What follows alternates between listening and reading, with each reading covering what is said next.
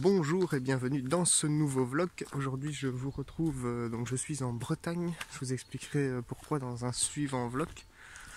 En fait ici je suis chez mon père qui habite la région.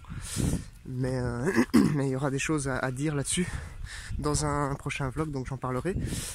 Aujourd'hui donc je suis en face d'une magnifique monoculture de maïs. Enfin il n'y a plus de maïs, ils ont été récoltés. Mais tout ça pour dire que je suis dans des champs et je fais ça dans des champs pour vous parler un petit peu justement de la terre.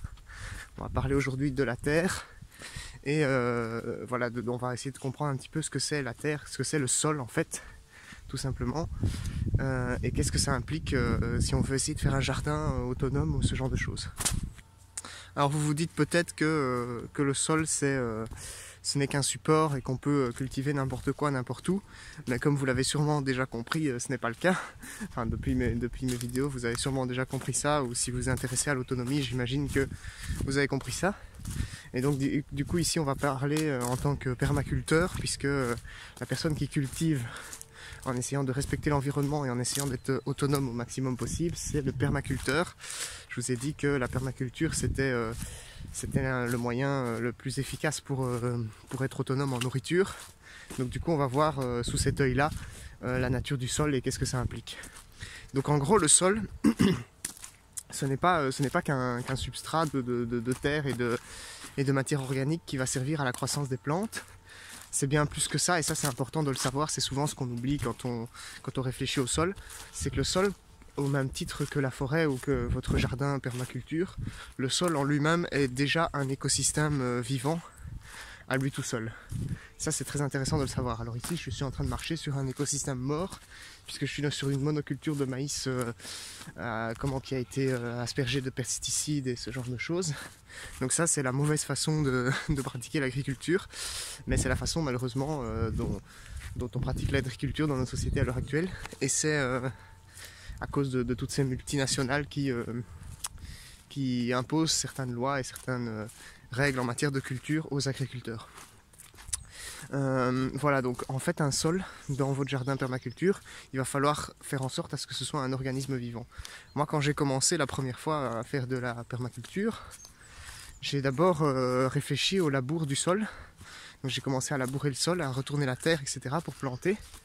Et je me suis rendu compte que j'ai juste tué le sol en fait, parce que clairement le labour, je vais vous expliquer pourquoi le labour tue le sol, mais en gros j'ai tué le sol et du coup j'avais des gros problèmes pour la plantation de certaines choses. J'ai mis des patates par exemple. Les patates sont très gourmandes en nutriments. Et par conséquent j'ai épuisé mon sol puisqu'il n'a pas pu se refaire après.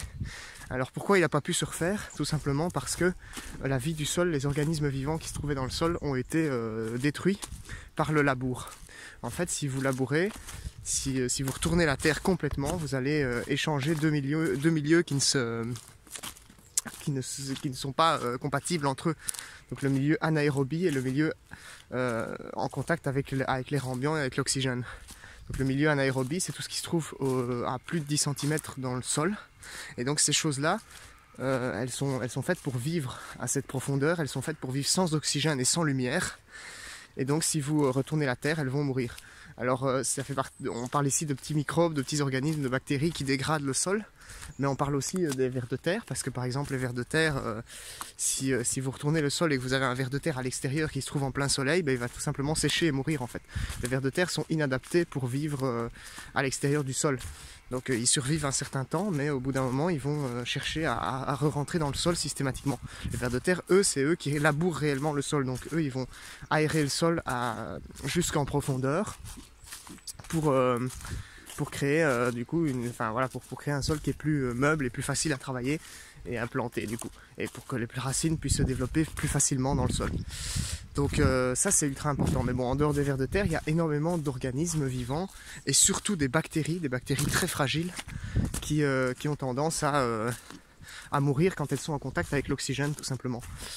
Et ces bactéries, elles vont contribuer à la dégradation de la matière organique qui se trouve dans le sol, et donc à l'enrichissement de votre sol en matière, en engrais tout simplement. Il y a un animal qui... Voilà, qu'est-ce que c'est? Ah, c'est quoi ça? Ah, c'est un chevreuil. Trop génial. Purée, je savais pas que... Je sais pas si on va pas le voir à mon avis. On le voit peut-être un petit peu. Bref, je viens de voir un chevreuil, mais c'est fou parce qu'il y a des petits genêts et des petits des espèces de genévriers ou je sais pas quoi. C'est vraiment tout petit quoi, ça fait 70 cm de haut maximum, 1 mètre. Et le chevreuil était caché là-dedans quoi, c'est fou. Donc si votre sol, comme celui-ci par exemple, a été agrémenté de pesticides et d'engrais et ce genre de choses, eh bien la vie du sol est tuée, les bactéries sont mortes. Et vous allez mettre n'importe quoi, un déchet de cuisine ou quoi que ce soit sur le sol, il ne va pas se dégrader. Parce qu'on a besoin de cet écosystème pour dégrader la matière organique et pour enrichir le sol.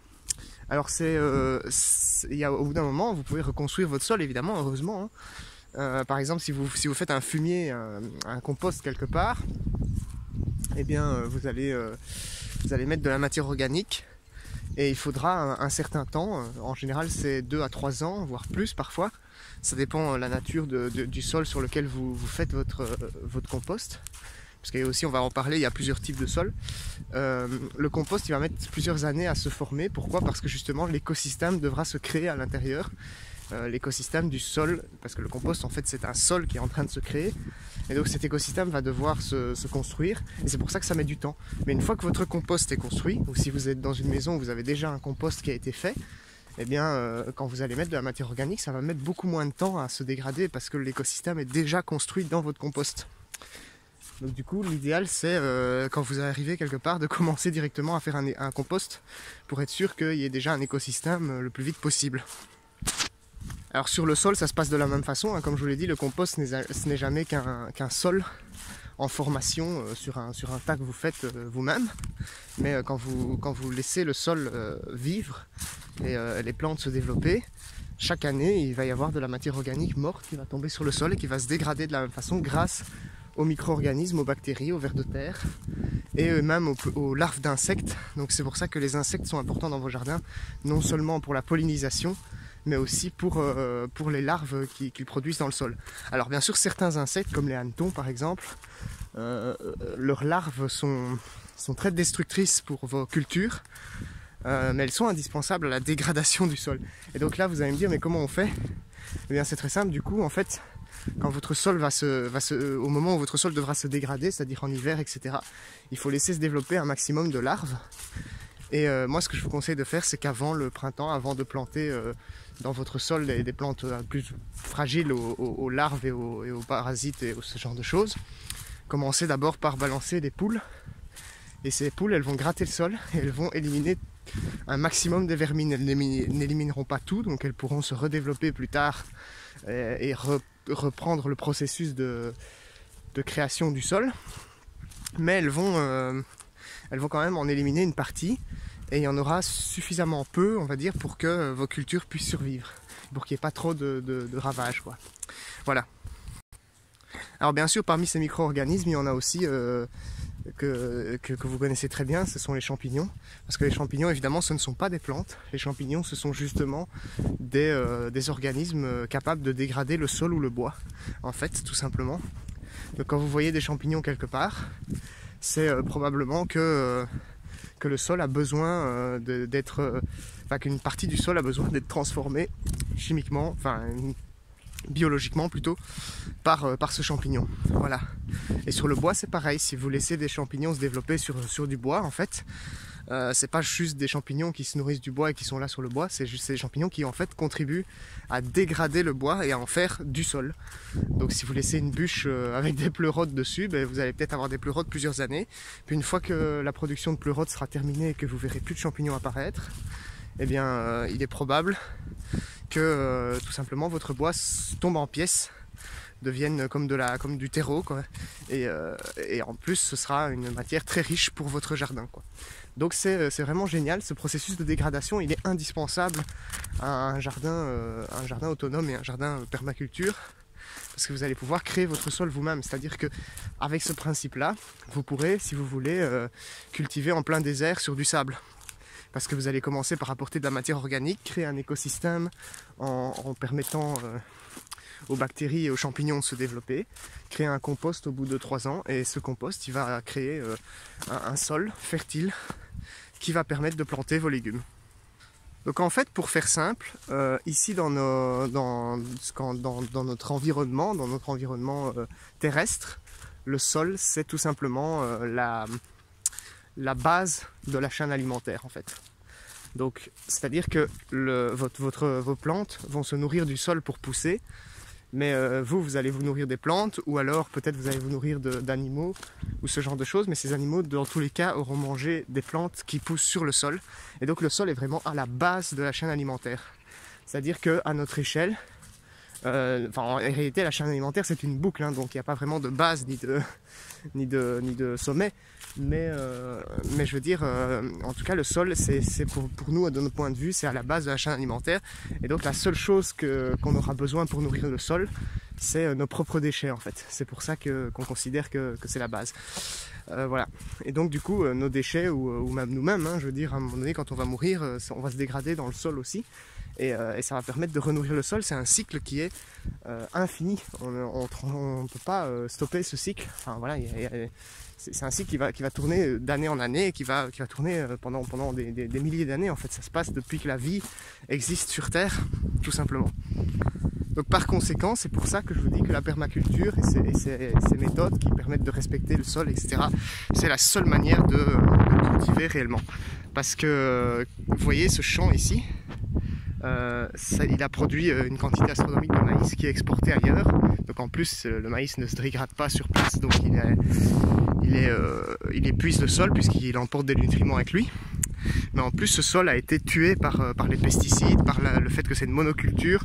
Une monoculture c'est pas un écosystème, donc ça tue les choses qu'il y a dans le sol, parce qu'il y a toujours la même plante tout le temps et c'est pas bon pour l'environnement. Il y a peut-être un petit peu de vent ici, j'espère que ça va. Je vais partir vers la forêt. Donc en gros, ce sol, pour l'instant, il est encore cultivé sans trop de problèmes, puisque les agriculteurs mettent de l'engrais dessus. Donc ils apportent de l'engrais pour que leur maïs pousse. Mais en réalité, le sol est déjà mort, et si on continue à le cultiver sans engrais, enfin si on essaye de le cultiver sans engrais, ça va tout simplement pas marcher. Et en fait, ce sol va progressivement se transformer en désert si on continue à cultiver de cette façon en fait. Et donc toutes les cultures que vous voyez partout, c'est-à-dire que ça représente, je sais pas, 90% du territoire d'un pays, je sais pas, hein, je dis ça comme ça, hein, c'est peut-être pas le cas, mais en tout cas c'est un gros morceau. Mais toutes ces cultures, c'est voué à se transformer en désert si on ne change pas notre mode d'agriculture et si on n'essaye pas de reconstruire le sol tout simplement. Donc voilà, c'est un sujet qui est ultra important. Je vous conseille de débattre en commentaire là-dessus, parce que c'est pour moi un truc qui est vraiment très important de discuter du sol. Moi je ferai une suivante vidéo, parce qu'ici on est déjà à 13 minutes. Je ferai une suivante vidéo où je parlerai peut-être des différents types de sols qui peuvent exister, et qu'est-ce que ça implique dans notre façon de cultiver tout simplement, dans ce qu'on va planter, etc. Voilà, donc moi je vous retrouve dans un prochain vlog. J'espère que vous mettrez des commentaires sur cette vidéo, j'espère que vous allez discuter de cette histoire, parce que c'est vraiment super important. C'est ce qui est en train de détruire notre monde en fait à l'heure actuelle, c'est notre façon de cultiver et de ne pas respecter le sol. D'ailleurs regardez, j'ai trouvé plein de brôles dans les... ça c'est un autre problème encore, mais voilà, j'ai trouvé plein de brôles dans le champ là, dans le sol il y a des papiers, des déchets, des trucs de chasseurs, enfin voilà. Bref, débattez en commentaire là-dessus, parce que c'est vraiment intéressant pour moi. Je pense qu'il y a des choses à en ressortir, il faut discuter du sol, c'est une chose, enfin voilà, c'est un sujet indispensable. Pour si vous voulez être autonome et si vous voulez survivre dans le futur, il va falloir y penser. Voilà. Moi je vous retrouve dans la prochaine vidéo. On va essayer de parler des types de sols comme je vous l'ai dit. Donc on verra ce qu'on peut un peu dire là-dessus. Et puis voilà. Allez, salut!